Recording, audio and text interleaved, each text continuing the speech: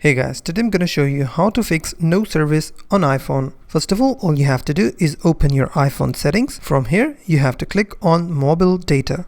Click on it. From here, you will see all of the numbers that are connected to your SIM card. From here, all you have to do is select the number that you're using, click on it, and then click on network selection. On this page, you have to make sure that automatic tab is turned on. And then again, you have to check if your problem is fixed or not. If your problem isn't fixed right now, then you can go back and click on voice and data.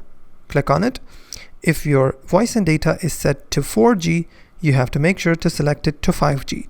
If it's already selected to 5G, then you can turn it back to 4G to check if this works or not. But if the solution doesn't work for you, you have to go back to the main settings option, and then you have to click on general. You have to click on date and time. And you have to make sure to turn the set automatically toggle from off to on and check if the problem is fixed or not. But if the problem is not fixed yet, then you can again go back, and then all you have to do is turn on your airplane mode from off to on. After 10 seconds, turn off your airplane mode once again and check if your problem is fixed or not. If your problem is still not fixed, then you can try ejecting your SIM card and insert your SIM card back into your phone once again and check if your problem is fixed or not. But if you're still facing this issue, then you have to make sure that you're updated to the latest iOS version. Sometimes this issue occurs because you're not updated to the latest version. So if you're updated to the latest version and your problem is not fixed, then all you can do is open your settings once again, go to general, and scroll down all the way to the bottom.